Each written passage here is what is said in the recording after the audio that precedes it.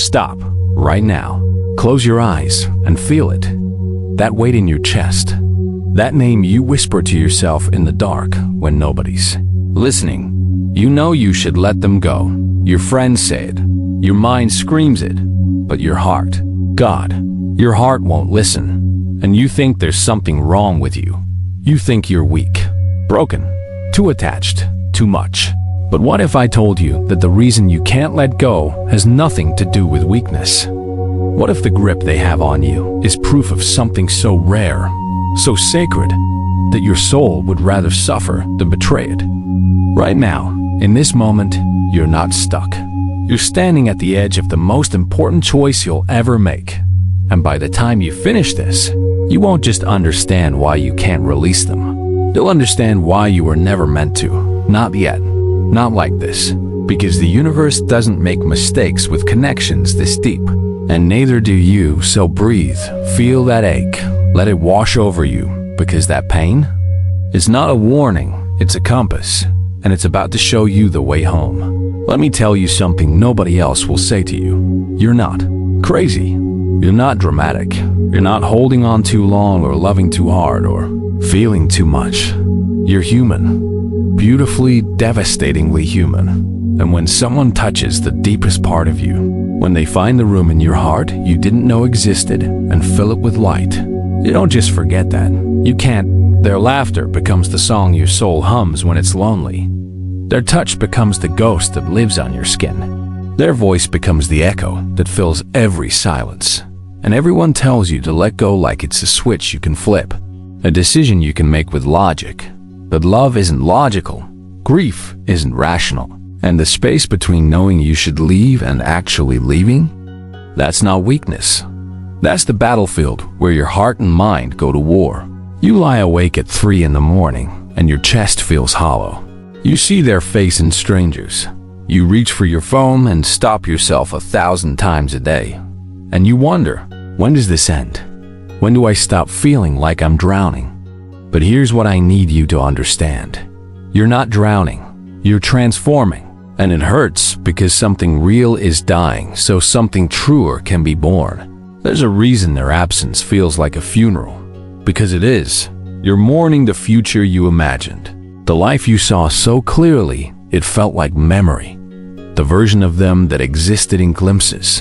In moments so perfect, they convinced you paradise was possible. You fell in love with their potential, with the person they were when they were brave, when they were open, when they let you in and you keep holding on because you believe if you just love them hard enough, long enough, perfectly enough, that version will stay. But here's the truth that's going to split you open and set you free. You can't love someone into readiness. You can't heal someone into wholeness. You can't wait someone into choosing you. And the most heartbreaking part? The love is real. The connection is real. The way they make you feel alive. Seen, understood in ways nobody else can. That's real too. But real doesn't always mean right. And staying doesn't always mean love. Sometimes, the most loving thing you can do is release your grip. Not because you stopped caring, but because you started caring about yourself. About your peace. About the life you're putting on pause while you wait for someone to be ready for you. And right now, you're at a crossroads. One path leads deeper into the waiting, the hoping, the slow erosion of yourself. The other leads somewhere you can't see yet, somewhere that terrifies you. But here's what I know. What I'm about to show you in the next part will change how you see everything. The reason you can't let go. The invisible force keeping you tethered. It's not what you think, and once you understand it, you'll finally know what to do. But I need you to do something first. If these words are reaching into your chest and touching something raw, press that like button. Not for the algorithm, but as a promise to yourself that you're ready to see the truth. Subscribe to this channel because I'm going to walk with you through every step of this. And turn on notifications because what comes next, you can't miss it. I'm going to show you the exact moment everything shifts. The moment you realize this isn't about them anymore. It never was. While you've been trying to figure out how to let them go, here's what's been happening. You've been making them your sun, and you've been living in orbit, cold and distant, hoping they'll notice you're freezing. But the warmth you're searching for? It's not in them. It never was. Here's what nobody tells you about why you can't let go. It's not about them. It's about the part of yourself you gave away. When you love someone deeply, you don't just share your life. You merge. You pour pieces of your soul into theirs. Your dreams start including them. Your future rewrites itself around their presence. Your identity reshapes to fit the space beside them. And when they leave, when they pull away, they take those pieces with them, and you feel amputated, incomplete. Like you're walking around with phantom limb pain for a life that doesn't exist anymore. So you hold on because letting go feels like letting yourself disappear. But here's the secret. Those pieces they took, they were never theirs to keep. They're still yours. They've just been hiding, waiting for you to come back and reclaim them. And the reason this hurts so much isn't because you need them. It's because you've forgotten how to need yourself.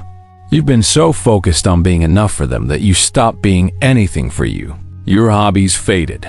Your friends became background noise. Your dreams got smaller to make room for theirs. And now you're stuck in this horrible in-between. Not with them, but not without them either. Just hovering in the space where your life used to be. Listen to me. You are not broken for loving this way. You are not weak for staying this long. You are not foolish for believing in something beautiful. But you are losing yourself. And the saddest part? They're living their life. They're not frozen in this moment with you. They're moving, breathing, existing while you hold vigil over a relationship that's already gone. And I don't say this to hurt you. I say it to wake you up. Because the person you're waiting for, the one who will finally choose you consistently, love you fully, show up without conditions. That person exists, but it's not them, it's you. You are the one you've been waiting for. You are the love you've been searching for. And every single moment you spend hoping they'll change is a moment you steal from yourself, from your healing, from your becoming. Here's what letting go really means. It doesn't mean you stop loving them. Love doesn't have an off switch. It means you stop betraying yourself for someone who isn't meeting you in the middle. It means you release the fantasy and honor the reality. Not with bitterness, not with anger, but with the kind of love that's brave enough to say, I deserve more than this, and so do you. So what happens when you finally choose yourself? Everything changes, not all at once, not in some dramatic movie moment, but slowly, quietly, like spring thawing winter. You wake up one morning and realize you didn't check their social media. You hear a song that used to wreck you, and you smile instead of shatter. You see their name, and your heart stays steady. That's not indifference. That's freedom. And in that freedom, you start to remember who you were before them. The dreams you had, the person you were becoming, the life you were building before they became your whole world. And you start doing something radical. You start putting yourself first, not in a selfish way, but in a survival way. You start saying no to situations that make you feel small. You start seeking joy instead of just avoiding pain. You start building a life so beautiful that their absence isn't a crater. It's just empty space. Space you fill with yourself, with your healing, with your growth, with your becoming. And here's the most beautiful part. When you stop making them your everything, you become everything. Magnetic, whole, untouchable. Not because you're hard, but because you're home in yourself. And nothing outside of you can shake that. Here's the final truth. The one that's going to set you free, you don't let go by forgetting. You let go by choosing. Every single day, you wake up and choose yourself. Choose your peace over their potential. Choose your growth over their comfort. Choose your future over your past. And some days it'll be easy. Some days you'll feel strong and clear and certain. And some days you'll want to run back. You'll want to text them. You'll want to give them one more chance, and that's okay. Healing isn't linear. But every time you choose yourself instead, you're building something they can never take from you. Your worth, your power, your unshakable knowing that you are enough. Not because someone chose you, but because you chose you. And that, my love, is the kind of love that changes everything. So let them go. Not with hatred, not with resentment, but with gratitude for what was and peace with what is. They were your teacher, your mirror, your catalyst, but they're not your destination. You are. Thank you for trusting me with your heart. If this helped you, share it with someone who needs to hear it. I'll see you in the next one. Until then, remember, letting go isn't losing love. It's finding yourself and yourself. She's been waiting for you.